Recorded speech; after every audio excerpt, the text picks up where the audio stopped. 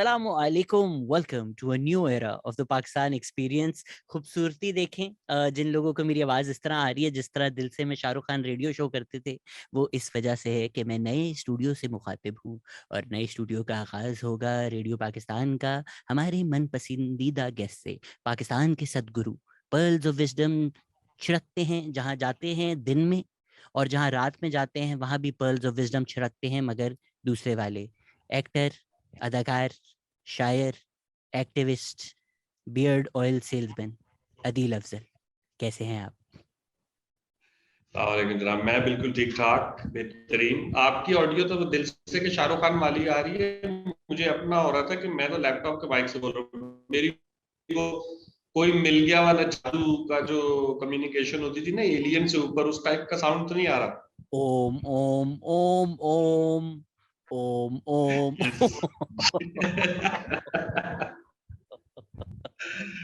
अदील भाई जरा बताएं, हमारा मुल्क है हम्म। अब तक या स्टूडियो के बाहर खत्म हो चुका है? नहीं नहीं, हमारा मुल्क अल्हम्दुलिल्लाह बेहतरीन, कायम दायम है, जबरदस्त। मैंने तो 15 मिनट एयरवाई गर्मी चलाया। गर्मी मैंने थोड़ी सा है। मैंने 15 मिनट एयरवाई चलाया, मुझे तो लगा बस खत्म हो गया। यार एआई जो है ना, अब मैं क्या कहूँ, बस उनकी जो आजकल, वैसे तो खैर ओवरऑल सारा पाकिस्तानी न्यूज मीडिया जो है उसकी रिपोर्टिंग पे बंदा क्या ही करे। लेकिन एआर वाई ने तो मेरे ख्याल से चलो ठीक है यार, ऐसे है तो फिर ऐसे ही सही। और मुझे लगता है कि ये कोई अब it's not just the ARY issue. Overall आप अगर आप किसी को भी जाके उसके मनपसंद लीडर या पार्टी के बारे में कोई दलील देने की कोशिश करें, तो आगे जाके अब एक जुमला बना लिया, ओ यार ऐसे ही होता है या ऐसे ही होता है। तो वो जब आप ये कहते हो ना यहाँ ऐसे ही होता है, तो ठीक है, वो तो हमें भी समझ आती थी कि यहाँ ऐसे ही होता है, हम भी बहुत अरसे से यही रोना रो रहे हैं कि यहाँ ऐसे ही होता है। अब आप उसको जस्टिफिकेशन बना रहे हैं, बट स्टिल आपको जो वो जो एक सेल्फ राइचियस होने का एक है कि नहीं, जो हमारा ऐसे ही होता है ना, उसको आप एक्सेप्ट करें। बाकियों का जो ऐसे ही होता है वो बड़ा गलत है। तो अगर ऐसे ही होता है और ऐसे ही चल रहा है और बाकी भी ऐसे ही कर रहे हैं, तो फिर मुझे लगता है कि बस कोई चक्कर नहीं है। हमें हमें भी हमारे काम के ऊपर फोकस करने थे। इनकी लड़ाई से अगर थोड़े से हम स्टेबल हो जाएं और हमारे हमारे मुल्क का तासुर थोड़ा सा स्टेबल हो जाए, तो मुझे लगता है कि यही बहुत होगा। ये अपने पल्ले से ना कोई पॉलिसी लेकर आए, ना कोई कानून लेकर आए। ये कौम इतनी मेहनती है, ये जगह इतनी जरखेज है कि हम खुद ही अपना ना पाल पोस लेंगे, अपने आप को खुद ही कुछ ना कुछ कर लेंगे। वैसे भी मुझे एक और बात याद आ गई आपकी इस बात से, एयरवाई देखने से, कि एक दोस्त मेरा कोयटा का ना, वो चला गया चाइना। तो वो चाइना गया और वो कहता है मैंने वहां जाके ना चाइना के सारे न्यूज चैनल लगा के देख लिए जो भी चाइना के होंगे। कहते हैं मुझे कोई भी न्यूज चैनल ऐसा नहीं मिला कि जिसके ऊपर कोई बुरी खबर आ रही हो। मैं जिस न्यूज चैनल को चेंज करता था, वो किसी न किसी प्रोजेक्ट को ही डिस्कस कर रहे होते थे कि जनाब यहाँ पुल बन रहा है, यहाँ सड़कें बन रही है, यहाँ ये बन रहा है, या साइंस की इन्वेंशन चल रही है। तो कहता है as a tourist, as a visitor, जब मैंने जाके चाइनीज मीडिया को देखना शुरू किया, तो मुझे ऐसा फील होना शुरू हुआ कि मैं किसी ऐसी जगह पर आ गया हूँ भाई। आपको एक नेचुरली एक सेंस आनी शुरू हो जाती है कि ओके आई एम समवेयर, कि जो चीज बहुत ग्रो कर रही है, या फ्यूचर अब कम से कम चाइना का है अगर आप चाइनीज मीडिया को देखेंगे। एज कंपेयर टू दैट, उसने कहा कि अगर आप, अब हम इमेजिन करें कि कोई बाहर से आए और हम कहते हैं तो बड़ा है ना कि हमें पाकिस्तान का सॉफ्ट इमेज देने की जरूरत है, लेकिन बाहर वाले को सॉफ्ट इमेज हम कैसे देंगे? वो आके सिर्फ हमारा न्यूज ही लगा ले पिछले 15-14 साल से, तो वो कहेगा क्या क्या सॉफ्ट हो रहा है आप लोगों के यहाँ? मतलब कोई एक चीज तो बता दें 24 घंटे के अंदर आप कोई एक अगर चीज रेहाम सॉफ्ट हो खान रही की हो। किताब पढ़ें तो आपको पता चलेगा एक चीज तो सॉफ्ट हो रही है।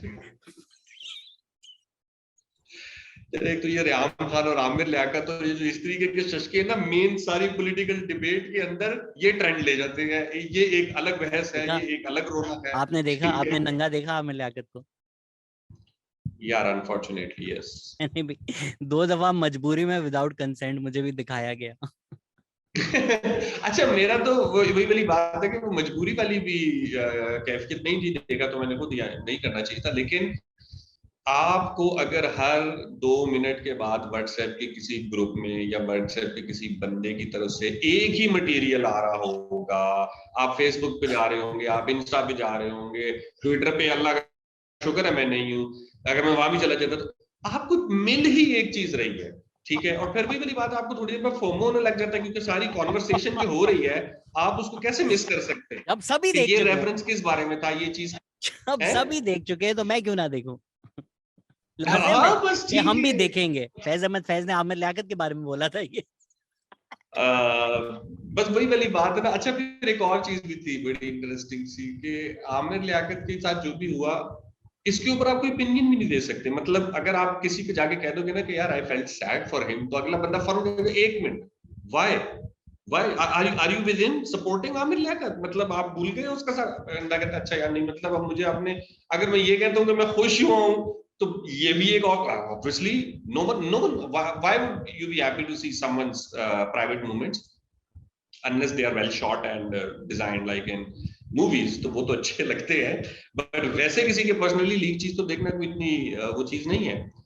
पर अगर आप उसके खिलाफ भी जा रहे हैं, तो पाकिस्तान में इस दफा किसी ने इसको अवाम को उस तरफ जाने भी नहीं दिया कि खबरदार, सिंपैथी भी नहीं शो करनी, हमें यहाँ पे कोई एक्टिविज्म भी नहीं चाहिए, इस आदमी के साथ जो हुआ ठीक हुआ। मुझे नहीं पता इस बारे में मैं क्या कहूँ, but yeah this just this के is what I I felt think and सी।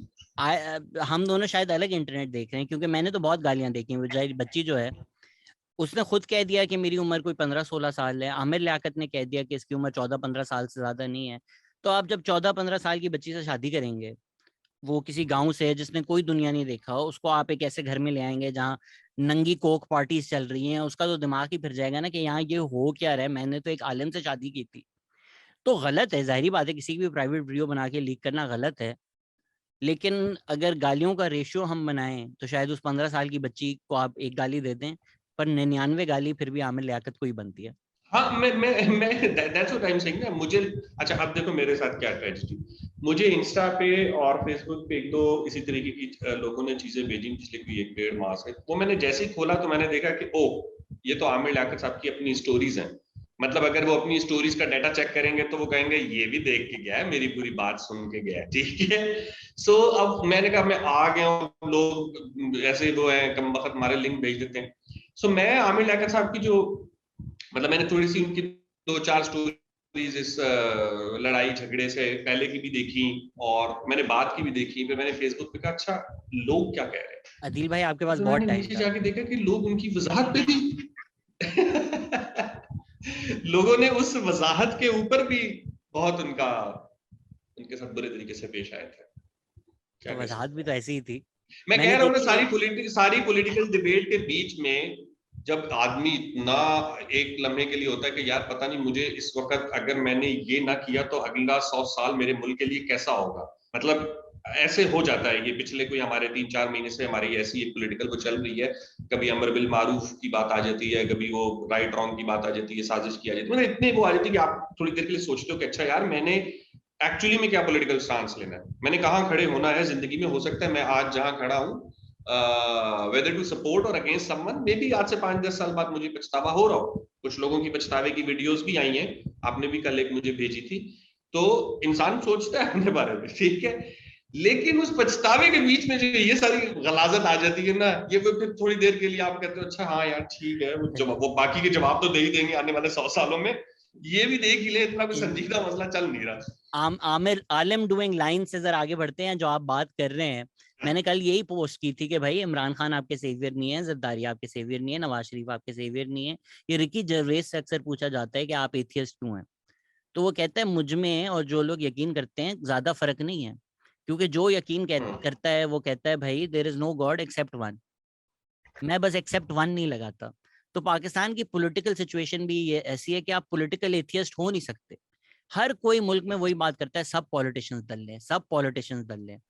इमरान खान के सपोर्टर उसमें एक्सेप्ट वन लगा देते हैं कि भाई एक बंदा ठीक है, बाकी सब दल लें।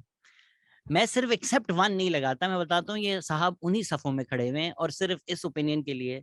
माशाल्लाह ऐसी कोई गाली नहीं है जो मुझे ना पड़ी हो, एंड आई एम श्योर आपको भी पड़ी होगी। इस बार मुझे हालांकि मेरा वैसे पुराना ट्रैक रिकॉर्ड बड़ा अच्छा था, मैं बड़े से कहता था कि यार मेरे साथ अवाम का रवैया अभी तक तो काफी बेहतर है। मुझे किसी चीज के ऊपर जो है वो उस तरीके से मेरे साथ पेश नहीं आए। लेकिन पिछली 2-2.5 महीने की जो कार्रवाई थी उसमें फिर मुझे कई मेरे दोस्त भी और पुराने मेरे जानने वाले थे, उन्होंने कहा यार बड़ा मजा आया, हमने आपकी स्टेटमेंट पढ़ के ना फिर हम तसल्ली से कमेंट्स पढ़ते रहे कि लोगों ने आपके साथ किया क्या है। तो बहुत ज्यादा ऑब्वियसली क्रिटिसिज्म था, ट्रोलिंग थी, जो मेरे लिए कोई इतना इशू नहीं। मतलब मैं एज में भी वहां पे बैठा हुआ हूँ और ऑब्वियसली मैं मेंटली वहां पर पहुंच चुका हूँ कि बहुत सारी ट्रोलिंग तो मैं अपनी जात की हद तक आने वाली ट्रोलिंग हम सह लेते हैं, क्योंकि इससे ज्यादा गंदी हरकतें और गंदी जुबान जो है वो हमारी यूनिवर्सिटी में, हमारे कॉलेजेस में, हमारे इवन जिम्स में नॉर्मली चल रही होती है। ठीक है, सो वो हम चले दोस्ती दोस्ती में इग्नोर कर लेते हैं, ये हम इसलिए इग्नोर कर देते हैं कि ये बंदा है ही अजनबी, या दूर बैठ के गाली दे रहा है, इसका मैं क्या कर सकता हूँ, सामने बैठ के दे रहा होता तो मैं उसको कुछ पूछ भी लेता। लेकिन कुछ लोगों के अलावा मुझे बड़ा अफसोस हो रहा है कि मैं सिर्फ ये बात समझाने से पिछले 1.5-2 महीने से जो भी बंदा मुझसे बहस कर रहा है, वही वाली बात है कि आप इसके साथ क्यों नहीं है, या आपको ये क्यों नहीं नजर आ रहा, अब आप नहीं बोल रहे एस्टैब्लिशमेंट को, अब आप ये नहीं कर रहे, अब आप वो नहीं कर रहे।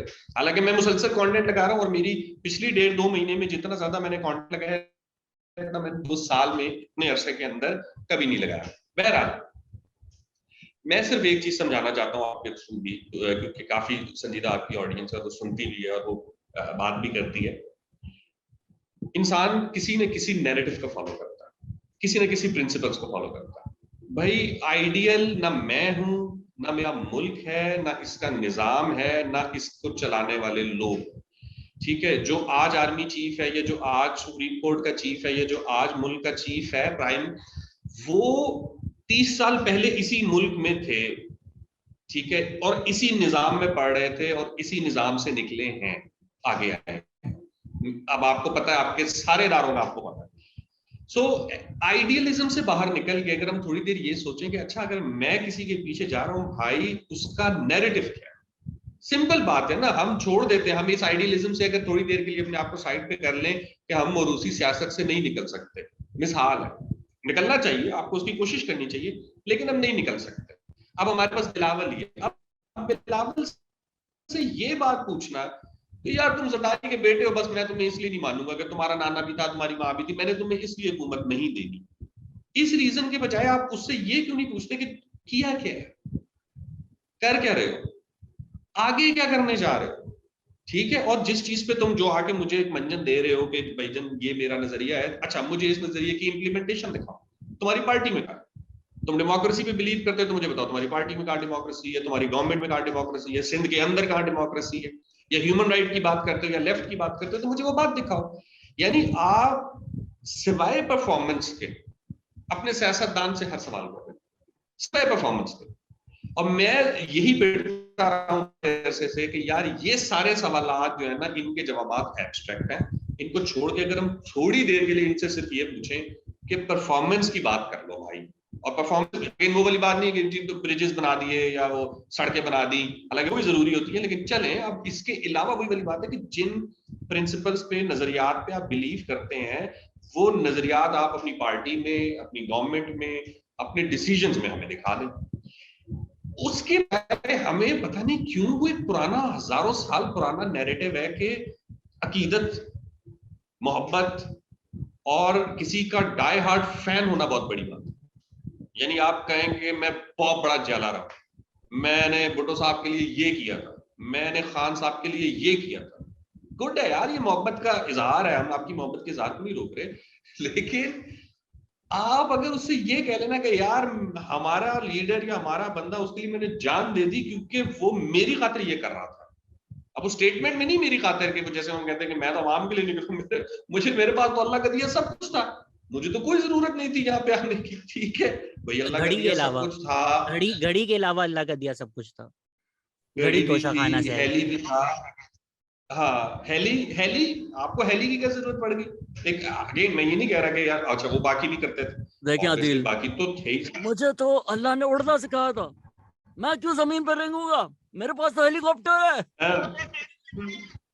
सो मैं वही कह रहा हूँ ना कि हम वो वाली बहस अभी भी नहीं है, तो वो जो अगर ट्रोलिंग और गाली गलौज वाली बहस है तो उसको तो बंदा हंस के या इग्नोर करके आगे निकल जाता है। बहुत ज्यादा किसी पे ताप आ जाए तो उसको फिर एक आधी सुना भी देनी चाहिए, इसमें भी कोई मुजायका नहीं है। आई थिंक इसमें जो लोग आपको भी गालियां देते हैं, मुझे भी गालियां देते हैं, कमेंट्स में भी आ रहा था कि इनसे पूछो पटवारी क्यों है, पटवारी क्यों है। और लोग बड़ा सिंपल उनका वो होता है, अदील अफजल पंजाबी पटवारी, शहजाद गयास जियाला सिंधी, मतलब वो इतना बेसिक उनका दिमाग चल रहा होता है। अभी रिसेंटली भी किसी ने कमेंट किया कि यार आपको पेट्रियन से स्टूडियो बनाने की क्या जरूरत थी, आप तो सिंधी हैं, आपके पास 100 करोड़ तो होंगे।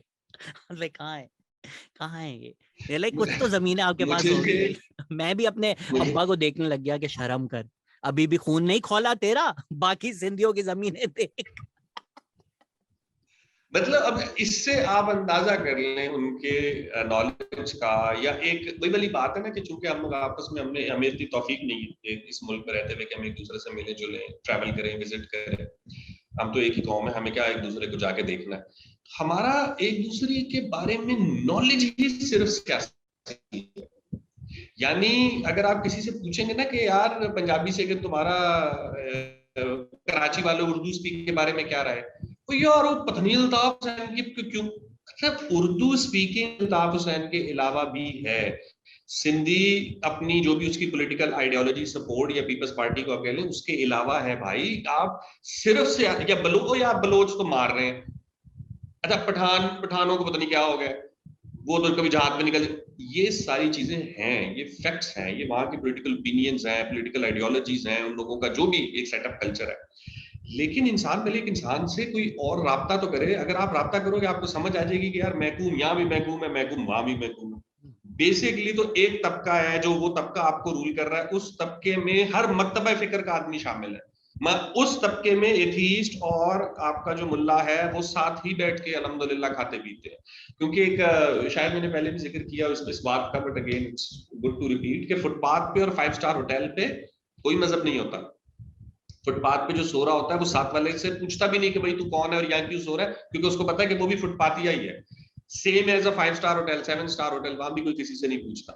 सो ये एक तबका है, उसमें सारे शामिल है। ये किसी एक कौम का, किसी एक सूबे का, किसी एक मसलक का मसला नहीं है। हम उस चीज को चूंकि हमने समझना ही नहीं है, वही वाली बात है कि हमने रियलाइज ही नहीं करना। वही एक लेंस से देखना है जो हमें को 70 साल से दिखाया गया। सिंधी ऐसे हैं, बलोच ऐसे हैं, पठान ऐसे हैं। अच्छा, आपको तो चले उसने कह दिया ना कि आप सिंधी, आपके पास तो पैसा होना चाहिए था कम से कम एटलीस्ट स्टूडियो बनाने का कराची जैसे महंगे शहर में, लेकिन आप सिंधी है।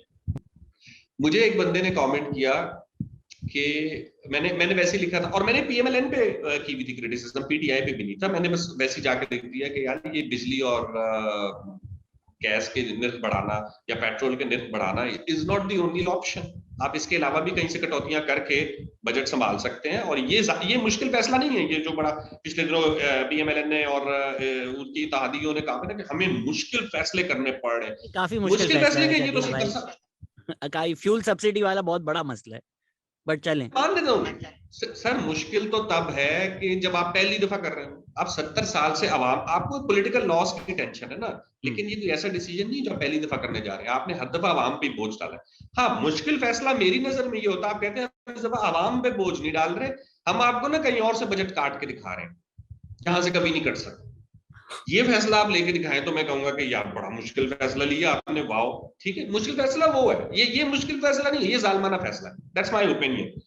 मैंने वो लगाई, मुझे नीचे एक बंदे ने आके कमेंट किया, और जो लोग ड्रामों और स्टारों से करोड़ों रुपए कमा रहे हैं वो भी जाके कुछ पैसे जो है उसमें ना दे दें पाकिस्तान की इकोनॉमी बचाने के। अब करोड़ों का लफ्ज लोग ऐसे इस्तेमाल कर लेते हैं। ठीक है, मैं इधर लाहौर की गर्मी में किस तरह खज्जल हो रहा हूँ, क्या हम कर रहे हैं भाई। किसने आपको कह दिया ड्रामे में करोड़ों रुपए मिलते हैं या इश्तिहारों में करोड़ों रुपए मिलते हैं और पहले ही दिन मिलते हैं? ऐसे नहीं होता कि हम जाते हैं कहते हैं हाँ जी क्या, हम कहते हैं पहले आप ब्रीफ केस पकड़े, ठीक है, ये तो घर छोड़ के आए 2-3 करोड़ रुपया, उसके बाद आपका शॉट लेते हैं। ऐसा कोई चक्कर नहीं। तो मैंने उसको बड़ी तसल्ली से समझाया। मैंने कहा भाई खुदा के लिए, अगर मैं करोड़ों कमा भी रहा हूं तो मैंने उस करोड़ों से सिर्फ टैक्स देना है, वो मेरी जाती कमाई है। मैं जाती कमाई की बात नहीं कर रहा, मैं तो प्रिविलेजेस की बात कर रहा हूं। मैं तो मराद की बात कर रहा हूं जो हुकूमत एक तबके को बड़े पैमाने पे देती है। मराद खत्म कर दे। मुझे आप बताएं, जज साहब जो हैं वो सुबह 9 बजे, आप माशाल्लाह कानून से व्यवस्था है, जज साहब सुबह 9 बजे आते हैं अदालत, 1 बजे अदालत की छुट्टी हो जाती है। सर्दी गर्मियों की अलग छुट्टियां होती हैं, पेशियां जज जो है वो अलग तुन के डाल के रखते हैं। सरकारी घर भी मिला हुआ है, जियो आर कॉलोनी का पीछा भी नहीं छोड़ते, अपने बाद अपने बच्चे को वकील जज बना के जो है ना फिर उसी घर पे कब्जा कर लेते हैं। उसके बाद उनको पेट्रोल भी फ्री मिल रहा है, उसके बाद उनकी जो है ना वो आपने कोई और मेडिकल की भी अलाउंसेस आपने दिया है ना उनको। तो भाई सर मुश्किल वक्त चल रहा है, पाकिस्तान थोड़ा सा क्राइसिस में है, जजों ने कौन सा इंसाफ कर करके जो है ना हमारी कोई इधर पाकिस्तान में आला मसाले टाइम की हुई है, तो थोड़ी सी कटौती वहां से हो सकती है, थोड़ी सी कटौती दिफा से हो सकती है। मतलब दिफा में भी लोग एकदम से उसको ना एक वो बना लेते हैं नेशनलिज्म का मसला।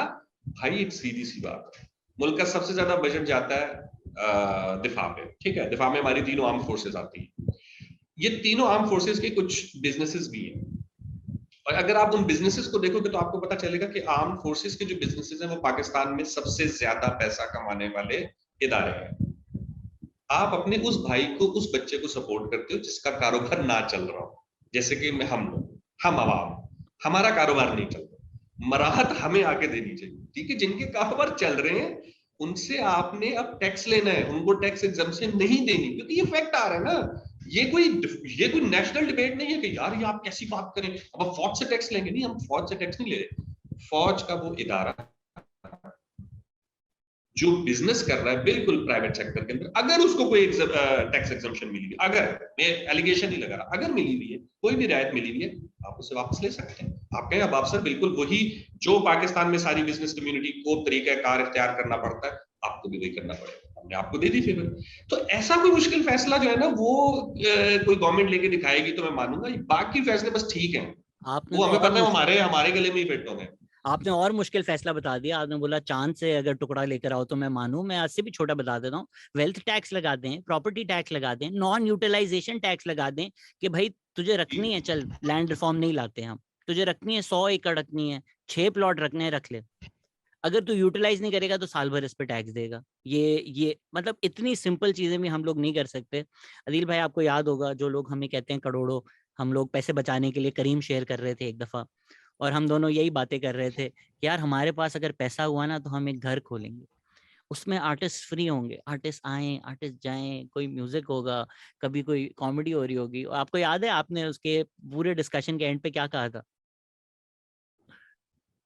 ये हमारे पास पैसे नहीं। इसीलिए, क्योंकि हम इस तरह सोचते हैं कि पैसे होते हाँ तो हम ये करते, इसीलिए हम हाँ, गरीब हैं।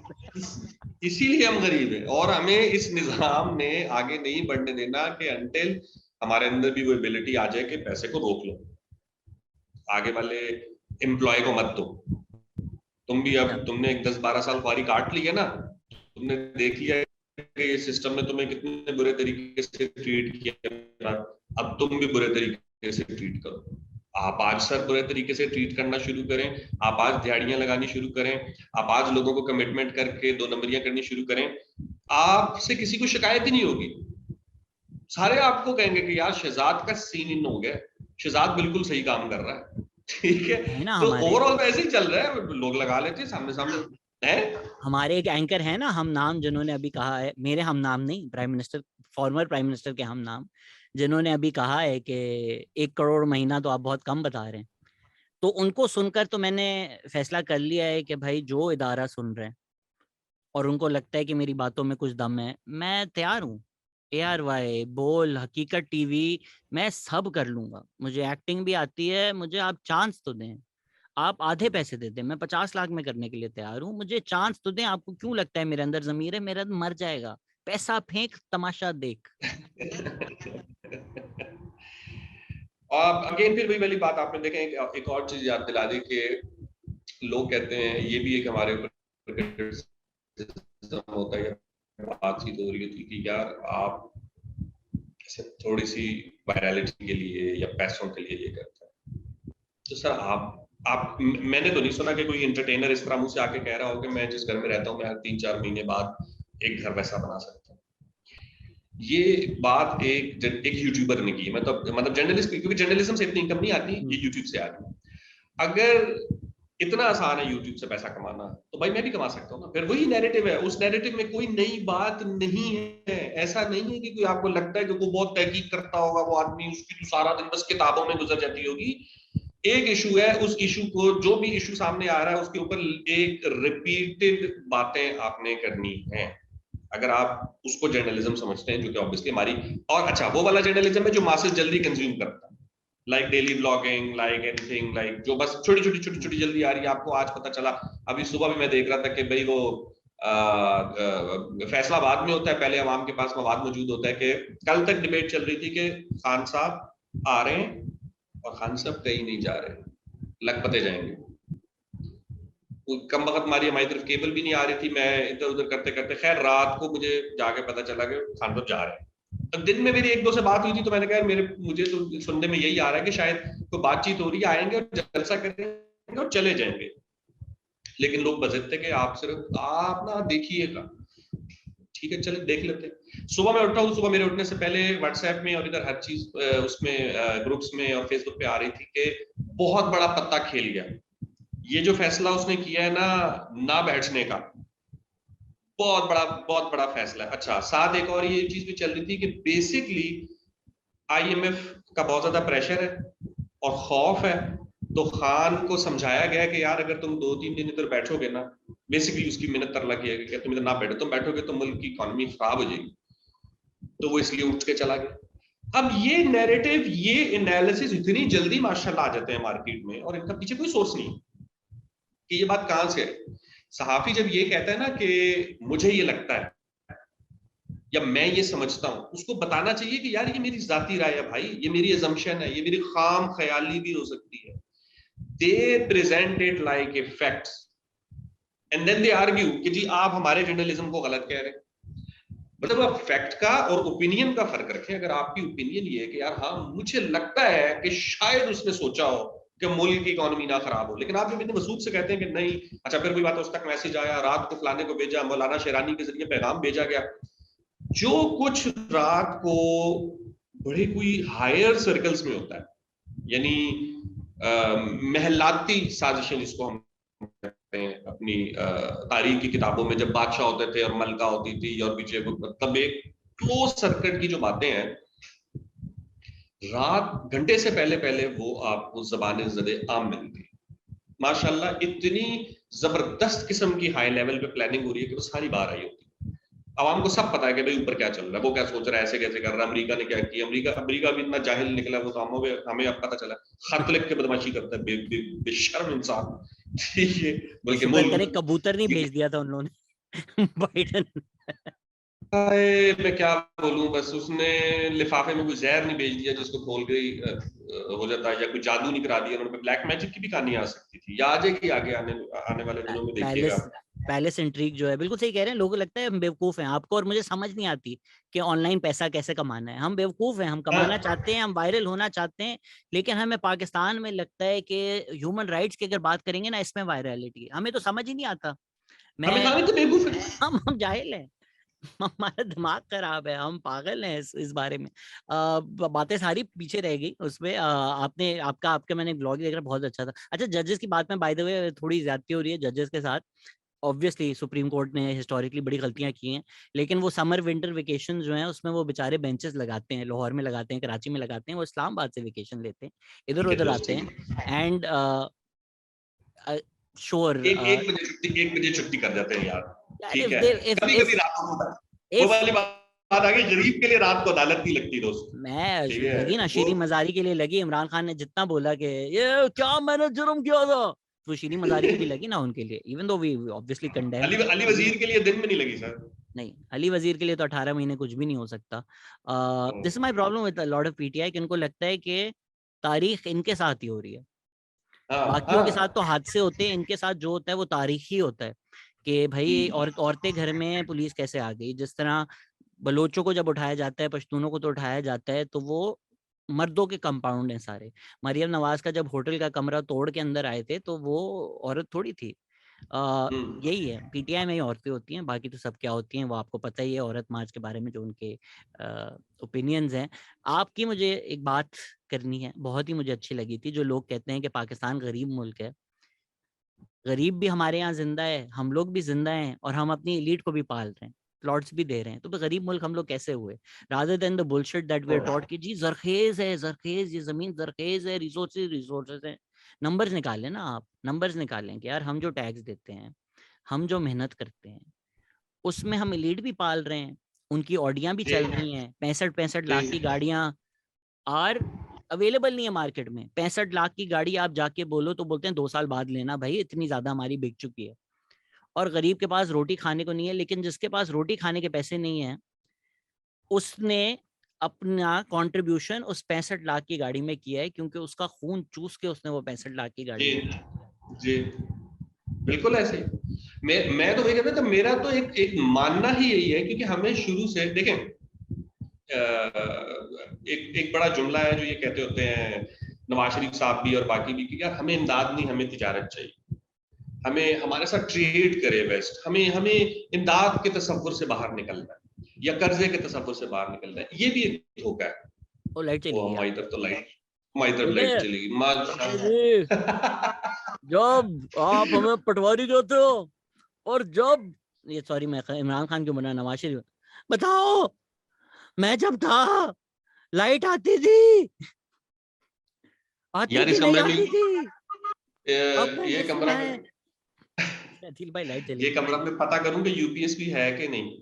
पता करो, बताओ जब मैं था क्योंकि बेटी को शादी कराने के पैसे होते थे, अब मैंने सुना है रोटी के पैसे भी नहीं है। सिंस अदील भाई लाइट का पता कर रहे हैं, ये पाकिस्तान के मसले, अगेन हम किसी को रोक नहीं रहे कि आपको जिसको सपोर्ट करना है आप उसको सपोर्ट कर ले, हम आपको बिल्कुल नहीं रोक रहे। अक्सर हम पीटीआई को क्रिटिसाइज करते हैं तो लोगों को लगता है हमने दरारें डाली हुई हैं कि नहीं आप नहीं सपोर्ट करनी, आप करें। आपको लगता है इमरान खान बेहतर है, आपको लगता है नवाज शरीफ बेहतर है, आपको लगता है जरदारी बेहतर है, आपकी मर्जी है, आप जिसको चाहे सपोर्ट करें। पर ये जो आप उसको मजहब बना लेते हैं, राइट एंड रॉन्ग की जंग बना लेते हैं, नेकी और बदी की जंग बना लेते हैं, उससे हमें मसला है कि भाई अगर आप इमरान खान को सपोर्ट करते हैं तो आप नेक आदमी हैं, आप सादिक एंड अमीन हैं। लेकिन आप किसी और को वोट करते हैं या किसी और को सपोर्ट करते हैं तो आप तो ट्रेटर हैं, आप तो सड़कों पे आपको जला देना चाहिए, आपने तो मुल्क बेच दिया, आपने तो ज़मीर बेच दिया है। ये जो गैरत और ज़मीर की हमने जंग बना दी है पॉलिटिक्स को, इससे दूर रहें। इतनी सी बात है। मैं तो कोई किसी पॉलिटिकल पार्टी को नहीं सपोर्ट करता, और हमें जब ये इल्ज़ामात लगते हैं पटवारी जियालों के, जो असल इश्यूज हैं उन पे हम बात करते हैं, राइट। अभी बलोच एक्टिविस्ट को उठा लिया गया कराची प्रेस क्लब के बाहर से, इतनी फोटो ऑप्स की, मरियम नवाज ने मुदस्सिर नारू के बेटे के साथ तस्वीर खिंचाई, बिलावल भुट्टो ने इतनी अच्छी अच्छी बातें की इंटरनेशनल फोरम पे। लेकिन जब बलोच एक्टिविस्ट का सिंध के अंदर, कराची के अंदर अपने मिसिंग पर्सन्स के लिए प्रोटेस्ट हुआ, जिसमें निदा किरमानी भी शामिल थी, उनको अरेस्ट कर लिया गया, थैंकफुली सोशल मीडिया प्रेशर की वजह से रिलीज कर दिया। लेकिन जब खुद ऐसा कर रहे होंगे, जब खुद नाजिम जैसे वाकये आ रहे होंगे, तो फिर ये बातें तो सिर्फ फ्लफ ही है ना। इन बातों पर सपोर्ट करना चाहिए, इन बातों पे आपको आवाज़ उठानी चाहिए। ये नहीं कि जी इसकी आवाज़ देखें आप, बिल्लो रानी जैसी लगती है। These things are nonsense and they take you away from the actual issues. Adil भाई क्या है, मैं अकेला रेडियो शो चला रहा हूँ अब। सर आप बहुत अच्छा चला रहे हैं, मैं बस आ रहा हूँ। मैं ये फिर बात कोई आ जाती है, जो लैपटॉप है ना मेरा, वो चार्जर के बिना चलता नहीं है, और ये बातें करते हैं करोड़ों की। औकात पकोड़ों की बातें क्या करें हम, मैं बस जरा अपना वो हम तब एक तक दफा सारा चलाते हैं हिसाब किताब लगा लूं। ये ये अगला गाना उस लड़की के लिए जिसने प्लेटफॉर्म पर मुझसे चाय मांगी थी। चाय तो पी नहीं, पर ये गाना तुम्हारे लिए। ए अजनबी तू भी कभी आवाज दे कहीं से। बहुत अच्छी मूवी है दिल से, मैंने रिसेंटली वापस देखी, it really holds up the test of time. Adeel भाई is back. I don't know मैं अगर अपनी रेंटिंग्स पॉडकास्ट में रखूंगा भी नहीं रखूंगा। ये लाइट लाइट वैसे अदिल भाई ये कैसा रहा आपका परिजात का एक्सपीरियंस? अब तो आप मेन स्ट्रीम हो चुके हैं।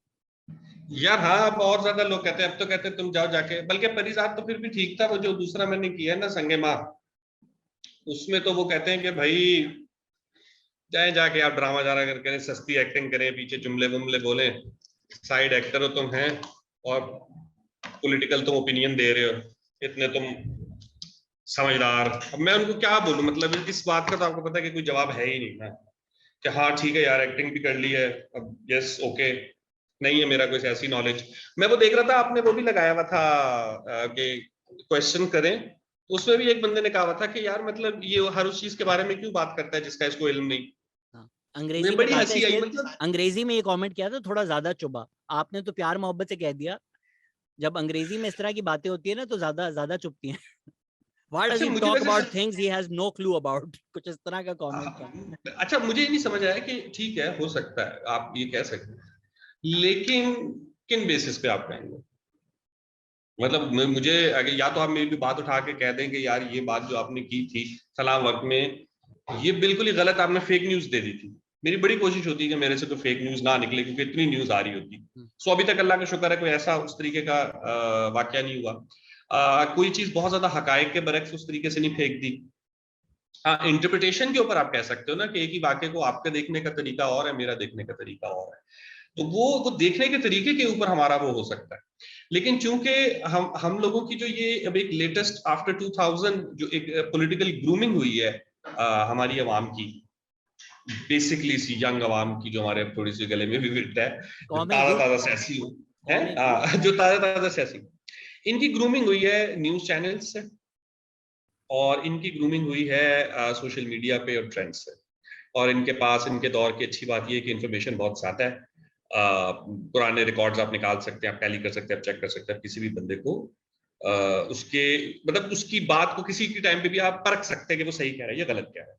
ये कोई इतना अब इस दौर में इतना कोई मसला नहीं रहा। सर ये पॉलिटिकल ट्रेनिंग नहीं हुई, ये एक प्रोसेस जरूर हुआ है कि आपके पास इंफॉर्मेशन का फ्लो बहुत ज्यादा आ गया है, लेकिन वो इंफॉर्मेशन ना तो आपको तरीके से मिली है और ना ही तरीके के बंदे से मिली है। उसकी अगर मैं आपको एग्जांपल दे दूं कि आज से 20 साल पहले, 25 साल पहले जितना भी वर्स्ट पॉलिटिकल कल्चर था, जितना भी वर्स्ट पॉलिटिकल कल्चर था, वो चाहे बल्दियाती इंतखाबात की सूरत में था, स्टूडेंट यूनियन की सूरत में था, वो प्रैक्टिस हो रहा था। उसमें आप बाहर निकलते थे, आप अपनी जो लोकल क़यादत होती थी, आप उसके साथ पहले उसके कैरेक्टर को देखते रहते थे, उसके साथ बात करते थे, उससे कुछ सीखते थे। वो आपको जनाब ले जाता था किसी सेक्टर की सियासत पे, सेक्टर वाला आपको ले जाता था सिटी की सियासत पे, सिटी की सियासत से फिर आप निकलते थे कोई विफाक के लेवल के ऊपर जाते थे। लोग एक थोड़ी सी तरबियत के साथ आते थे, और इस सारे प्रोसेस में जब बहुत ज्यादा आपके लड़ाई झगड़े भी होते हैं, फसाद रहे हैं, पूरा 80s 90s 2000 ये बड़ा इस तरीके से हो रहा है, आपको एक चीज समझ आ जाती है कि आपने इकट्ठे रहना। और यकीन करें कि हमें हालांकि लगता यही है, जैसे मिसाल के तौर पर मैं अगर आपसे आपके साथ एक एग्जांपल शेयर करूं कि मैं कोयटा में जिस कॉलेज से पढ़ा हूं, गवर्नमेंट साइंस कॉलेज उसका नाम है, मैंने वहां 4 साल पढ़ा है। वो कॉलेज बुनियादी तौर पे हमारे टाइम पर इतना बदनाम हो चुका था कि यार इस कॉलेज के ऊपर ना एक कब्जा है पश्तूनख्वा स्टूडेंट्स ऑर्गेनाइजेशन का। महमूद खान अचकजई की जो पार्टी है उसके वो बंदे हैं, वो जब उनका दिल करता है वो आते हैं, वो क्लासेस खत्म करवा देते हैं। और हमने देखा भी कि क्लासेस खत्म हो जाया करती थी। अब मैं आपको एक बड़ी मजेदार बात बताऊं कि जब हम कॉलेज में दाखिला ले रहे हैं तो हमसे एक एफिडेविट जो कि लाहौर हाई कोर्ट से प्रोबेबली उसके ऑर्डर के सॉरी बलोचिस्तान हाई कोर्ट के मुताबिक था कि हम किसी भी पॉलिटिकल सरगर्मी में हिस्सा नहीं ले सकते, अगर मैंने हिस्सा लिया तो मुझे कॉलेज कैंपस से निकाला जा सकता है। ये एफिडेविट देके हम कॉलेज में एंटर होते थे, दाखिला मतलब आपको तब मिलता था। लेकिन जब मैं कॉलेज के फॉर्म लेने जा रहा हूं तो कॉलेज के फॉर्म उस बाहर जो है वो 3-4 पॉलिटिकल पार्टीज के विंग बने हुए हैं, पीएसओ है, पीएसएफ है, जमीयत है, 3-4 है, 2-3 कौम परस्ते जमातें, एक आदि मजहबी जमात है, जो आपके फॉर्म वगैरह ले रहे हैं, फिल कर रहे हैं, आपको एज ए कारकुन इनरोल कर रहे हैं। उनसे हम बहुत तंग थे। मैं ये नहीं कहूंगा कि कोई बड़ा जो है ना वो कोई हमने बड़ा अच्छा दौर देखा है और बड़ी अच्छी सियासी तरबियत हो रही है, नहीं, हम उनसे बहुत तंग थे, वाकई में तंग थे। क्लासेस भी ऑफ करवा लिया करते थे, झगड़े फड्डे भी किया करते थे, और मसले मसाइल भी थे। लेकिन एक चीज थी कि वही तंजीम जब जिसका पूरे कॉलेज के ऊपर एक होल्ड है, जब उसको ये पता चलता था ना, अच्छा यार फला कॉलेज में जो बलोचों की तंजीम है, जो बलोच स्टूडेंट्स ऑर्गेनाइजेशन वाले हैं, वो कोई इवेंट करवाना चाह रहे हैं, या अगर कहीं यूनिवर्सिटी के अंदर कहीं कोई मसला हो गया है, किसी बलोच या पश्तून स्टूडेंट का फड्डा हो गया है, या इनके साथ कोई और मसला हो गया, तो फौरन ये पार्टी, ये जो ओहदेदारान होते थे, ये बैठते थे और ये उस झगड़े को फौरन का फौरन कंट्रोल कर देते थे, क्योंकि समहाउ एक स्ट्रक्चर बना हुआ था कि यार बड़ा कौन है, छोटा कौन है, किसकी बात सुननी, किसकी बात नहीं सुननी। तो जितने भी पॉलिटिकल वर्कर्स थे यानी वो लेट्स से आप फर्स्ट ईयर में आए हैं और आप कॉलेज में बड़े जज्बाती हैं और आप कहते हैं नहीं मुझे बलोच बुरे लगते हैं या मुझे पठान बुरे लगते हैं या मुझे इस्टेब्लिशमेंट बुरी लगती है, मुझे पंजाबी जहर लगते हैं, आप ये बिल्कुल आपका ये होगा। 4-5 साल अगर आप उन तंजीमों में गुजार लेते हैं तो फिर आपके नजरियात भी पक्के हो जाते हैं और आपकी बर्दाश्त भी बहुत बढ़ जाती है, क्योंकि आपको बार बार क्रिटिसिज्म का सामना करना पड़ता है अपनी ओपिनियन पर। तो वो जो पश्तून या बलोच जो कौम परस्त थे, वो जाहिर है वो भले अपनी सारी पॉलिटिकल एक्टिविटीज कर रहे हो, लेकिन चूंकि इंक्लूसिव इन्वायरमेंट है जिसमें उन्होंने आके एक पंजाबी के साथ भी पढ़ना है, एक जमीयत के बंदे के साथ भी पढ़ना है, जमात इस्लामी वाले को भी देखना है, पीटीआई वाले को भी देखना है, प्रो मुशर्रफ को भी उसने हैंडल करना है। तो वो क्या करेगा? वो सिवाय बात के उसके पास ऑप्शन ही नहीं। तो सिर्फ बात करके बता सकता है कि यार मैं इसलिए खिलाफ हूं भाई, अगर मेरी आप एक बात सुनो। जब आप उसकी बात नहीं सुनेंगे तो फिर वो कोई और रास्ता इख्तियार करेगा। ये पॉलिटिकल कल्चर लाए बगैर, इस पॉलिटिकल कल्चर से गुजरे बगैर कि जहां आपने जिंदगी में, आपको इस चीज की प्रैक्टिस ही नहीं है कि यार कभी आप ऐसा आइडिया भी सुनोगे जो आपने नहीं सुना हुआ, जो आपके नजरियात के, आपके अकायद के बिल्कुल बिल्कुल खिलाफ हो सकता है। मतलब किसी बंदे की सोच बिल्कुल आपकी सोच के ऑपोजिट हो सकती है। तो अब मैं क्या करूं? मार दूं उसको? या मैं उसको कहूंगा नहीं तू भी मेरी सोच पे आ? वो कह रहा है मैंने नहीं आना। अब हम क्या करेंगे भाई? हम अब को एग्जिस्ट करेंगे। और को एग्जिस्टेंस में मैं सीख लूंगा कि यार इसकी कौन सी बात है जिसको मैंने नहीं छेड़ना, और इसको मैंने साथ ये बता देना है कि यार मेरी भी ये बातें हैं जिनको तुमने आगे नहीं छेड़ना। ये एक तरबियत के प्रोसेस से आप लोगों को गुजारेंगे तो आप को एग्जिस्ट करना सीखेंगे ना भाई। आप देखो कि आप इंटरनली कितने मसाइल का शिकार हो। यानी आपके मुल्क में कोई किसी के साथ रहने को तैयार नहीं है, ऊपर ऊपर से हम जो मर्जी कहें, लेकिन एक अजीब किस्म की सेक्टेरियन और जो एथनिक हमारे अंदर एक तफरीक और पोलराइजेशन है वो आ चुकी है। उसके बाद पॉलिटिकल पोलराइजेशन है। उसके बाद आप देखें उसका असर आपको कलेक्टिवली ऐसे नजर आता है कि एज नेशन रीजन में आपकी किसी से नहीं बनती। पूरे दुनिया को तो छोड़ देना, यहूदी तो है ही दुश्मन, उसको तो चले दफा मारे। ईरानी को आपसे क्या मसला? अफगानी को आपसे क्या मसला? इंडिया तो चले पुराना हमारा दुश्मन। अब चीन को हमसे क्या मसला? पीछे रशिया को हमसे क्या मसला? अरब कंट्रीज हमसे क्यों नाराज है? भाई बाकी हमें क्यों नहीं वीजे दे रहे? सारे के सारे दुनिया में इल्म के बाद, नॉलेज के बाद उनको वो हमसे कुछ जाती मसला है। तो यस, उनको हमसे जाती मसला है, क्योंकि हमने ये तमीज नहीं सीखी कि किसी के साथ कैसे रहना है।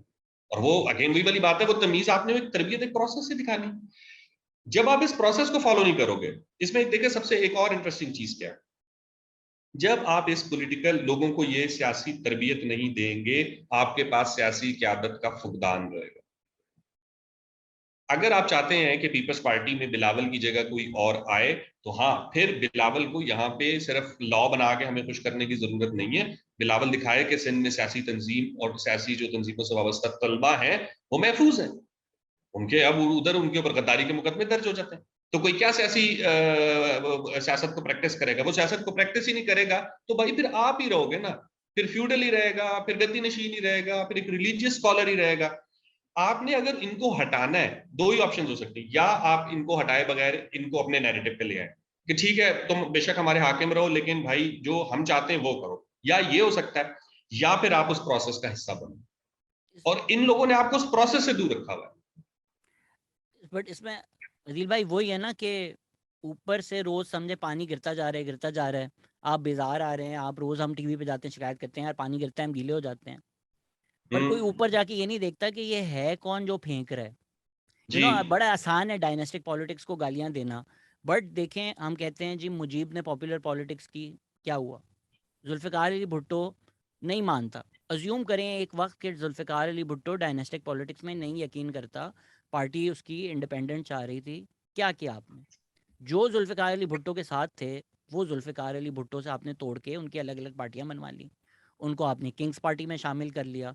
तो अगर हम्म।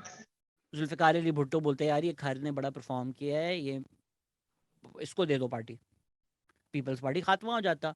पीएमएलएन में चौधरी निसार ऑलमोस्ट सेकंड से, चौधरी निसार को मिल जाती, पीएमएलएन ख़त्म हो जाती। जितनी हम इनको गालियां दें, कोई वजह है ना कि पीएमएलएन पीपीपी जिंदा है? जी। कुछ तो इन लोगों ने जहन लगाया होगा ना, कुछ तो सोचा होगा। जितनी आप इन लोगों को गालियां दे दें, CPEC, PPP, PMLN, 18th amendment, PPP, a lot of good has been done. So Imran Khan जब इस तरह की बातें करते हैं ना, इन्होंने मुक मुका कर लिया, अच्छी बात है। Don't you want that? Is that not what politics, कि ये लोग साथ बैठे मुकमुका करें?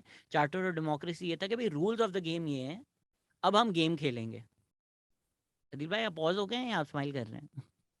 आई थिंक आप पॉज हो गए हैं। Check check check check check. वो मेरे एंड पे तो ये देखे ना, ये पाकिस्तान की खूबसूरती है कि ये आपको एक डाइवर्सिटी में रखती है हमेशा। पहले अंदर यूपीएस बंद हुआ, उसके बाद मैंने कमरा चेंज किया, फिर इंटरनेट बंद हुआ, फिर मैं अभी बाहर आ गया हूँ। इससे आगे एक्सटेंशन की तार नहीं आती, तो बस अब मैं सीढ़ी के ऊपर बैठ के मैंने कहा कि चलो मैं वो फोन से कनेक्ट कर लेता हूँ। ये करोड़ों करोड़ों आपके पास हैं और आप देखें एक जनरेटर नहीं ले सकते। यार बस कंफ्यूज पड़े हैं ना हम लोग, ये भी मसला है। तो आपको मेरी स्मोकिंग से तो कोई मसला नहीं होगा ड्यूरिंग पॉडकास्ट? नहीं, मुझे तो कोई सर बड़ी मसला नहीं मेहरबानी। होगा। आपसे चलें, सिंस न्यूज़ में और क्या-क्या चल रहा है, लाइट हार्टेड न्यूज़ भी देख सुन, लाइट हार्टेड बातें। अच्छा, नहीं पहले वो आप बात जरूर मुकम्मल कीजिए, क्योंकि मुझे कौन भी उस पर कुछ कहना था, जो आप डायनेस्टी वाली पॉलिटिक्स पे बात कर रहे थे। आप कह दें, आपने जो कहना था मैंने तो कह दिया, आपके जाने के बाद मैं तो बोलता रहा। अरे चले, बस बेहतरीन है। मुझे दोस्त सिर्फ एक छोटी सी ये बात बतानी कि ये पिछले दिनों ना हमजा शहबाज की, again I am not justifying it, I am just telling you the ground realities. Hamza Shahbaz को जब नॉमिनेट किया गया तो कई लोगों से सवाल हो रहा था कि यार आप फिर भाई ऊपर, और ये तो बात है कि बाप वजीर आजम और बेटा वजीर आला, मतलब मुल्क चलाने का कोई तरीका है, कोई खुदा का नाम लो यार। अच्छा सर, आप नून लीग में ना हमजा शहबाज के अलावा किसी और को नॉमिनेट करके देख लें, नून लीग टूट जाएगी भाई। वो नहीं बैठते किसी के साथ। जो आपके इलाके टू इलाके की सियासत है, अगर वो ख्वाजा साद रफीक को बनाएगा तो चार और ग्रुप खड़े हो जाएंगे, वो कहेंगे फिर हमें बना दे। This is what happened with Imran Khan, कि जिस दिन उस्मान बुजदार हटा उस दिन पंजाब की पीटीआई में आपको तीन ग्रुप्स नजर आ गए। क्योंकि भाई वो यही मसला ही यही चल रहा था कि जब अगर या तो आपके पास खुद एक अपना कैंडिडेट हो कि आप किसी को भी नहीं दे रहे, जैसे नवाज शरीफ अपने घर में ही रख लेता कि अच्छा अब राजी हो कि मैं किसी को भी नहीं दे रहा, तुम लोगों में से तुम सब सिर्फ वजीर रह सकते हो बस, तो वो लोग ठीक रहते हैं। अनफॉर्चुनेट है, आई am not supporting it, but चाहे आप उसको कह दें कि ये हमारा पुराना कास्ट सिस्टम का असर है या ये हमारा एक डायनेस्टी वाली पॉलिटिक्स का असर है, कि हम अभी तक कहते हैं कि यार ये जो मेरे साथ वाला बंदा बैठा है मैं इसके मातहत नहीं जाऊंगा, बाहर से कोई आ जाए उसको मैं अपना बना लूंगा। तो अगेन दिस इज रॉन्ग। लेकिन फिर वही बात है कि अगर आपने इसको शिफ्ट करना है तो आपने इसका प्रोसेस समझना होगा। आप सिर्फ ये नहीं कह सकते कि एक पावरफुल ग्रुप है नून लीग, हजारों अरब का उनका कारोबार है, या एक पावरफुल ग्रुप है पीपल्स पार्टी जिनका भी इतना ही हजारों अरब का कारोबार है।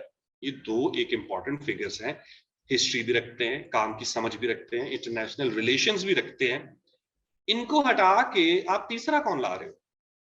पावर का कानून है कि इनसे ज्यादा पावरफुल लाना पड़ेगा आपको, वो ढूंढ लें फिर आप, या बना लें आप। ठीक है, सो वो वाला वो उस रास्ते पे चलने की जरूरत ही नहीं है। वो जरूरत है इस चीज की कि आप इनको बोले सर आप ना सिर्फ चुप करके साइड पे हो जाएं, अपना जो काम है ना आप वो करते रहें, हमें आप सिर्फ वो माहौल दे दें जो एक नॉर्मल मुल्क का सर एक माहौल होता है।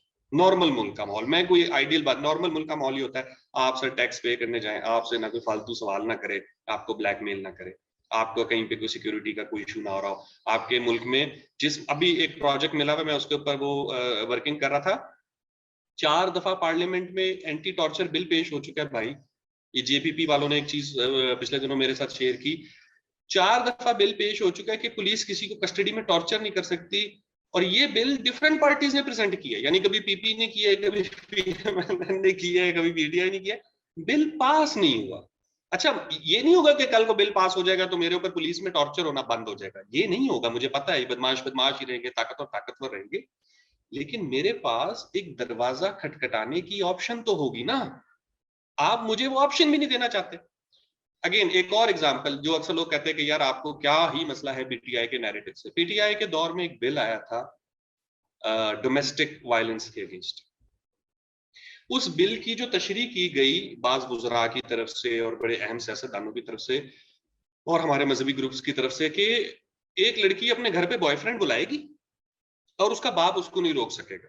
अच्छा, पहली तो मुझे एक बात बताओ, ये तरबियत की है तुम लोगों ने अपनी बेटियों और बहनों की कि सिर्फ बिल का इंतजार कर रही है वो, एक बार बिल पास हो जाए वो घर पे बॉयफ्रेंड बुलाएंगी। सामने, बाप के पहली तो ये सामने। आपके सामने डेट मारेंगी, पहली तो ये बात है, ठीक है। दूसरी बात ये कि डेटें बचती हैं पाकिस्तान में, अभी भी बचती हैं, ऐसा नहीं हो रहा प्यार मोहब्बत एमी ही रांझा की कहानियां सेलिब्रेट की जा रहे हो, टिकटॉक पे बनाई जा रहे हो, गमजदा गाने और परिजात के शेरों पे एमी नहीं पागल हुए जा रहे, मोहब्बतें शोबतें चल रही है ना, जिंदगी में सारे काम चल रहे हैं। तो इसका मतलब है ये चीज हो रही है, ये आप चाहो या ना चाहो, इसका उससे कोई ताल्लुक नहीं। आप सिर्फ एक लम्हे के लिए ये सोचें कि यार आप औरत हैं, आप पे जुल्म हो रहा है, आपको घर में मार पड़ रही है, और आप इसकी शिकायत भी नहीं कर सकते। अभी इंसाफ की बात नहीं हुई सर, अभी ऐसा नहीं हुआ कि पुलिस आ जाएगी, अदालत आ जाएगी, फौरन शौहर को पकड़ेगी, कुटेगी और इंसाफ, अभी इंसाफ की बात नहीं हुई। अभी तो ये बात हुई है कि मुझे शिकायत करने का हक तो मिले। तो इस मुल्क में एक नॉर्मल, जो मैं कह रहा हूं ना, जो एक नॉर्मल इंसानी माशरे होते हैं, वहां पे आपको शिकायत करने का हक होता है। अभी तुम बेसिक ह्यूमन राइट्स के ऊपर नहीं है, ये पॉलिटिकल पार्टी सिर्फ बेसिक ह्यूमन राइट्स पूरे कर दें बस।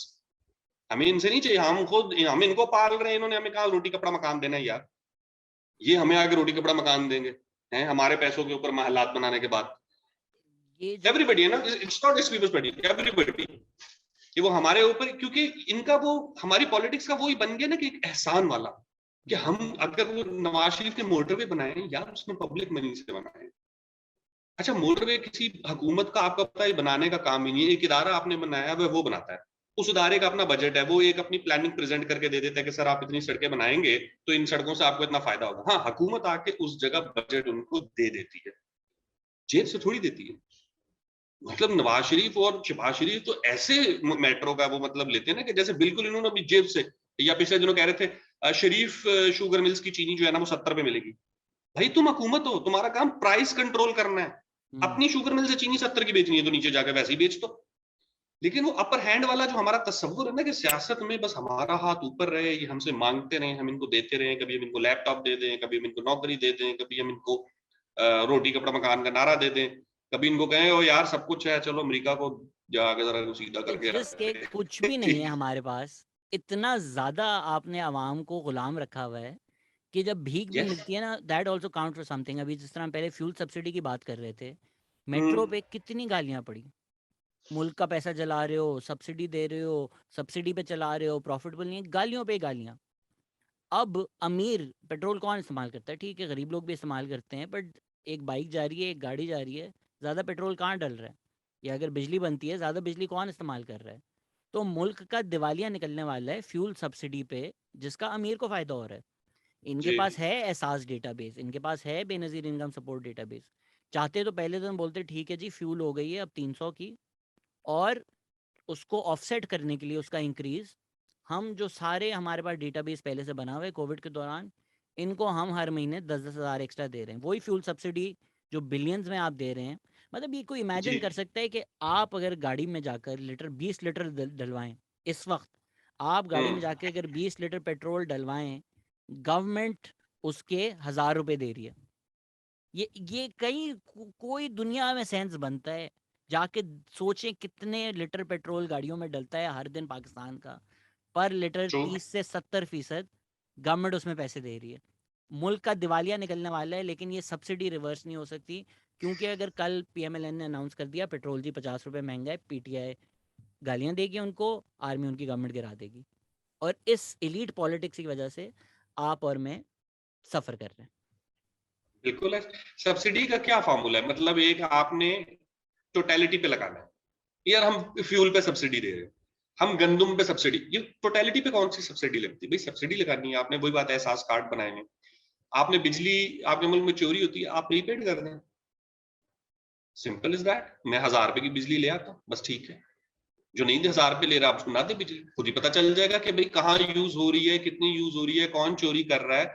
या आप लोगों को कह रहे हैं कि सोलर पैनल लगाओ और नेट मीटरिंग करके बिजली वापडा को ही दे दो। मैं वापडा को नहीं देना चाहता, मैं सोलर पैनल लगा के अपने हमसाये को बिजली देना चाहता हूँ। पॉसिबिलिटीज हैं, आप सोलर पैनल की तरफ जा सकते हो, आप किसी भी और रास्ते की तरफ जा सकते हो, लेकिन फिर वही वाली बात है ना कि इलीट को ये सारे रास्ते आते हैं, लेकिन इलीट को बड़े अच्छे से पता है कि अवाम ने उनसे ये बात करनी नहीं। और अवाम ने क्यों बात नहीं करनी? क्योंकि अवाम को लगाना किसी और नैरेटिव पे, और दरमियान में अगर आपके जैसा, मेरे जैसा, या मकबूजा कश्मीर में यासीन मलिक जैसा, या कहीं भी कोई और वो बाबा जान बलोच जैसा, कहीं पे भी कोई भी बंदा उठ के बात करे तो उसके ऊपर लगाओ ठप्पा, उसकी बात के ऊपर लगाओ ठप्पा, और वो ठप्पा इतना ज्यादा वायरल कर दो कि वो ही उसकी पहचान बन जाए। यानी मैंने जो जिंदगी में कभी जो ये लोग पीटीएम और बलोच लोगों के बारे में बातें करते हैं, उससे बदतर नारे अब पीटीआई के रैलीज में हो रहे हैं। यही जो यार मुहिब्बुल हाँ वतनी के मतलब लाइसेंसेस सर्टिफिकेट्स बांटते थे कि पाकिस्तानी होने का मतलब क्या होता है और गद्दार कौन है, उनकी अब रैलियों में ये जो दहशतगर्दी है कि नारे गूंज रहे हैं। आप भी जो बात कर रहे थे ना कि ये जो मौलवी नैरेटिव बनाते हैं या मर्द नैरेटिव बनाते हैं, ये बेवकूफ़ नहीं है, इनको भी पता है। इसी तरह औरत मार्च के बाद एक हैं मेंगल साहब, हमारे एक मौलवी, उनकी स्पीच आई, औरत कहती है मेरा जिस्म मेरी मर्जी, तो अपने बाप के साथ सो जाओ, तुम्हारी मर्जी है ना, तो फिर बाप के साथ हम बिस्तरी कर लो। ये किस किस्म की फैसिनेशन है? ये किस किस्म की एक फिल्थ थी ऑब्सेशन है कि भाई अगर औरत की एजेंसी उसके जिस्म के ऊपर होगी तो वो अपने बाप के साथ सोना चाहेगी। ये फ्रॉइड भी अपनी कब्र से निकल के आके ना चांटा लगा दे कि भाई मेरे ये भी नहीं मतलब था तुम्हारी बातों से। So they know what they doing, they know by giving you the extreme example कि आपके इमोशंस राइल अप हो हाँ, जाएं और उनके फायदे हो जाएं, कि वो जो बीवियों को मारते हैं, औरतों को नहीं हकूक देते हैं, जो पेट्रियार्की से बेनिफिट करते हैं, वो बेनिफिट वो लेते रहें, एक गुलाम यस उनके घर पे रहे, फ्री लेबर उनको मिले, खाने वाने पकाए, मारे भी खाए, और उसके पास कोई हक भी ना हो। That's they know exactly what they are doing. I pity the people जो इनकी बातों में आ जाते हैं। And it's so pathetic. कभी कभी मुझे लगता है मैं गलत भी हो सकता हूँ, लेकिन शायद अक्सर औकात जो सोसाइटी में हमारी फ्रस्ट्रेशन की वजह है वो भी यही है। आप जब किसी को डरा के इज्जत लेते हो ना, या आप किसी को डरा के मोहब्बत लेते हो मजबूर करके, वो आपको आपके मन को शांत नहीं कर सकता। जो आदमी आपसे डरता है वो आपकी सुबह से शाम तक इज्जत ही करेगा। अगर आपने इज्जत बनानी है तो वो आपने ना अपने बराबर वाले से या अपने से बड़े से बनवानी है। सो जब हम कहते हैं ना कि यार मेरी बीवी मुझे बड़ा प्यार करती है या मेरी गर्लफ्रेंड में, तो खुद देख लो यार, आप अपना रिलेशनशिप देख लो, आपको समझ आ जाएगी कि अगर आपको ये डर है कि मैंने इसको अगर कल को ग्राउंड दे दिया कि ये ग्रो कर सके, ठीक है, या आगे जा सके, तो ये मुझे छोड़ देगी, ठीक है, तो सर फिर आप निकम्मे हैं ना। इसीलिए मैं फिर मर्दों आपका को कहता हूँ कि खूबसूरत लड़की से शादी मत करो, इनसिक्योरिटी ये ही क्या मार लॉजिक? देगी तुमको। ये मैं वाकई बहुत ज्यादा, मैं मजाक में कह रहा हूँ, अभी से मुझे कैंसिल मत कर दे कोई, बट ये मैंने वाकई देखा है कि जो जिनका हक नहीं होता ना उनको मिल जाती है। मतलब ऑब्वियसली है, जो हक हक की बात नहीं होती, but out of the league जिनका छक्का लग जाता है। नसीब की बात होती है। हाँ, हाँ। वो इनसिक्योरिटी उनको इतना मार देती है कि वो जितने liberal, again I am generalising obviously, but कुछ वाक्य मैंने ऐसे देखे हैं कि पढ़े लिखे फॉरेन डिग्री तुम काम नहीं करोगी, तुम्हारे मतलब उनके अंदर का मौलवी जाग जाता है, क्योंकि उनको हम्म। यकीन ही नहीं आता कि ये मेरे साथ क्यों है, जरूर कोई और भी होगा इसकी जिंदगी में। एंड अगेन फिर वही बात है ना, आप एक रिलेशनशिप चला रहे हो ना, वो रिलेशनशिप जो होता है वो आपने चलाना होता है, वो चाहे दोस्त के साथ हो, पार्टनर के साथ हो, बीवी के साथ हो, बॉस के साथ हो, जो भी, ठीक है, मतलब रिलेशन की मुराद है वर्किंग रिलेशन या जो भी आप एक किसी कमिटमेंट में आते हैं, उसमें आप सारा दिन ना ये चोर और सिपाही का खेल नहीं खेल सकते। ये चूहे बिल्ली वाला खेल नहीं होता कि आप सारी जिंदगी झूठ बोलते रहोगे, आप सारी जिंदगी छुपाते रहोगे, आप मतलब ऑब्वियसली हर कोई अपनी एक साइड, अपनी एक सेल्फ, एक डार्क वट एवर वो छुपा के रखता है, आई am not talking about that, but mainly ये कोई पजल नहीं है, चीजें सॉर्ट आउट करनी होती है। अगर आपको किसी से ऑलरेडी डर लग रहा है तो कि यार ये मुझे छोड़ दे, तो उसको आप कितनी देर होल्ड कर सकते हो? और क्या ये अनफेयर नहीं है उसकी जिंदगी के साथ कि आप किसी को ग्रो ही ना करने दो? आप घर में पौधा लाओ लेकिन आप कहो कि यार अगर ये बड़ा हो गया तो ये जाके छत को लगेगा और पता नहीं क्या करेगा, तो मैं इसके ऊपर रोशनी नहीं आने देता, तो फिर आप पौधा ही ना लाओ। इसलिए मैं ठीक है। पौधे नहीं लाता, इसलिए मेरे घर में कोई प्लांट्स नहीं है, बिकॉज ये भी जो लोग इस तरह की बातें करते हैं ना कि प्लांट्स इन द वाइल्ड, वो पत्थर पे भी उग जाता है, और घर में अगर आए तो उसको 2 दिन पानी ना दे तो मुरझा जाता है, क्योंकि आपने उसको अपने एनवायरनमेंट से निकाल लिया है। क्योंकि पत्थर में प्लांट तो जो है वो तजाद। उनकी कम्युनिटी है, वो सॉइल से एक दूसरे से कम्युनिकेट करते हैं, आपने अपने लिए एक पौधे में रख दिया है उसको, वो आपके लिए, वो उस बेचारे प्लांट पे जुल्म ही है। आपने बड़ी खूबसूरती से चीज समझा दी, ये हेगल की फिलॉसफी में मास्टर स्लेव डायलेक्टिक कहते हैं इसको। कहता है कि इंसान का मसला यही है कि वो इज्जत उससे चाहता है जो उसका इक्वल हो या उससे ऊपर हो। नीचे वाला तारीफ करे तो फिर क्या फायदा?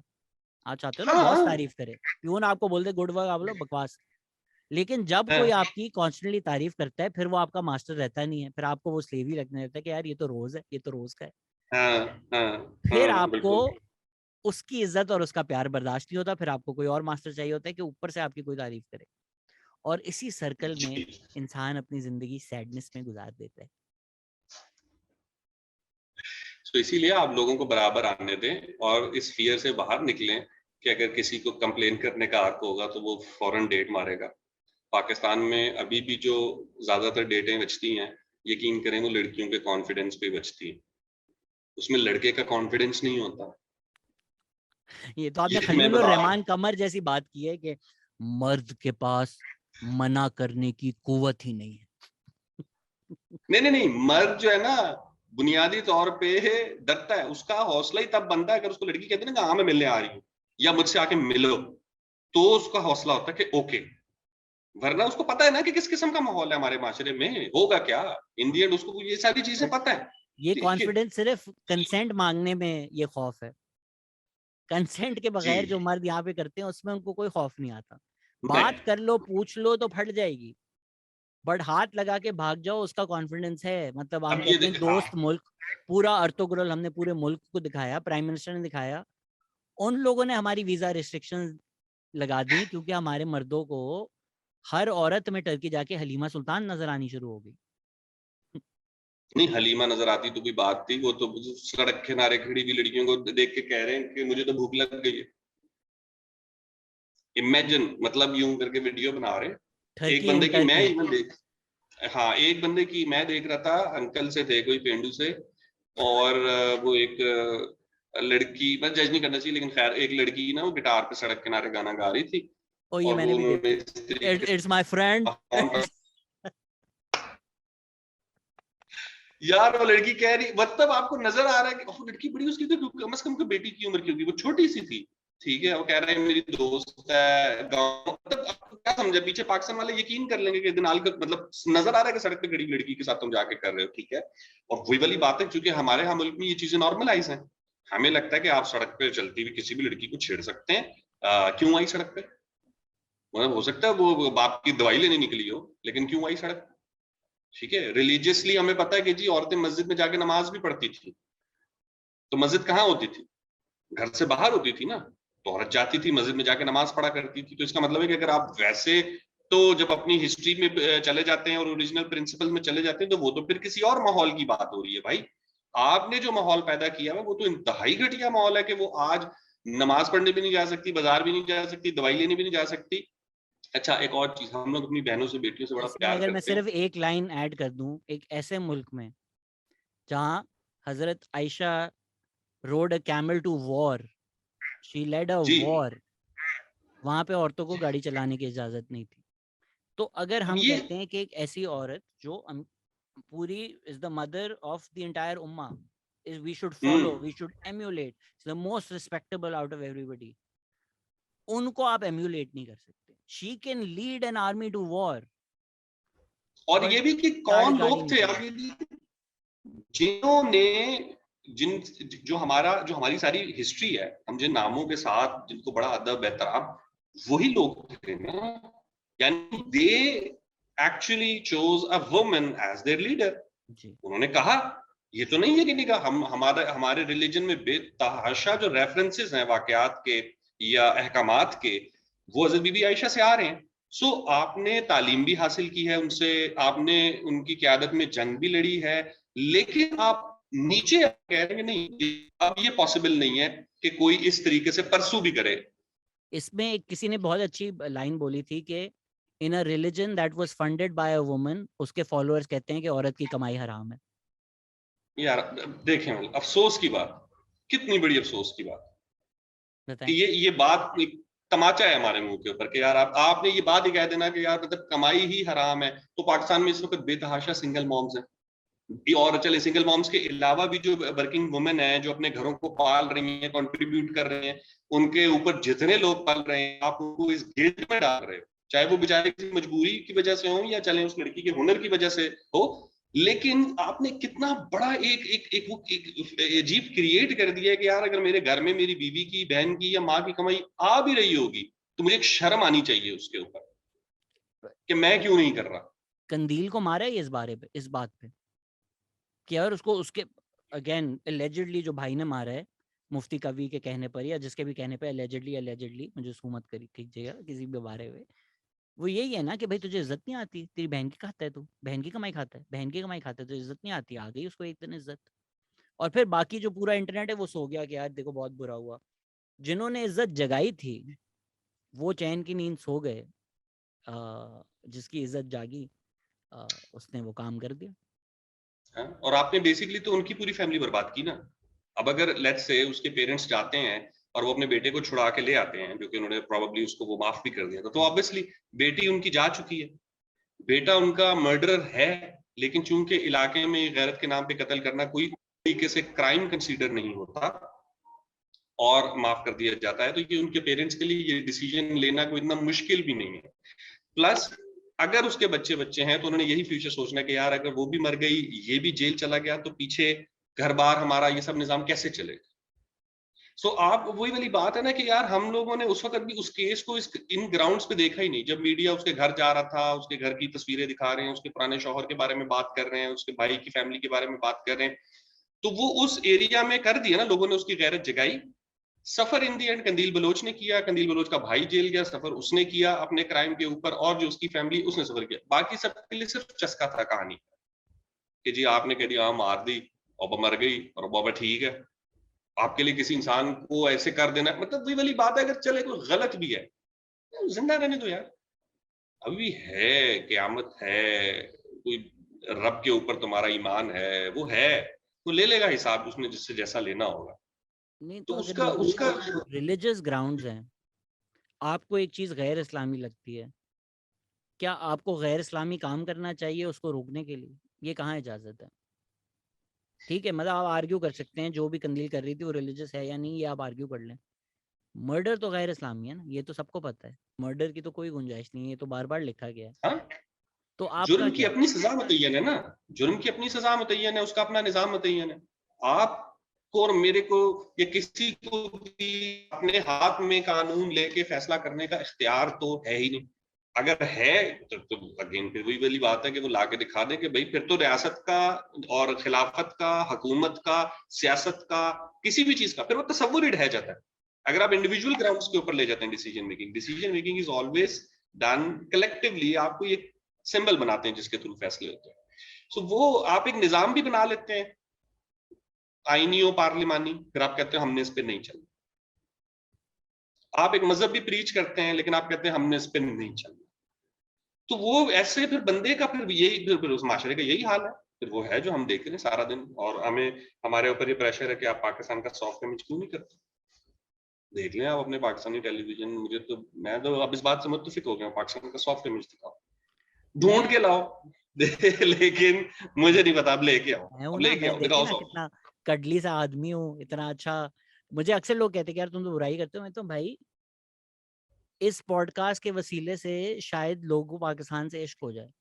ठीक है हम बुराई करते हैं, बट लोग जो देखते हैं वो देखते हैं कि यार ये 150 लोग आए हैं।